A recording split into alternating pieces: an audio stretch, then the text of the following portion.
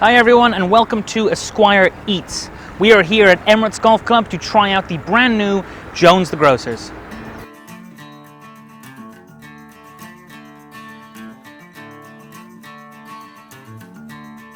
Hi, my name is Dayan. I've been working at Jones the Grocer at Emirates Golf Club. We're cooking for you a roast chicken and avocado sandwich. Okay, first of all, we have a cereal bread. So we get some fresh avocados, smash the avocados, the fresh avocados, with some garlic aioli. We spread the garlic aioli on the bread and then top up with the avocados, the smashed avocados. Then you got your roast chicken with bean specks and you put the roast chicken, and then you got your beef bacon and the mixed lettuce off, and then you toss them. That's it. Wow, that is an amazing looking sandwich. Can you remind me what's going on? It's a roast chicken and avocado sandwich. Mm-hmm.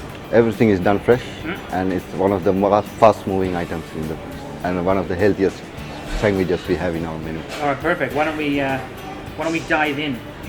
I want to go. Cheers. Cheers.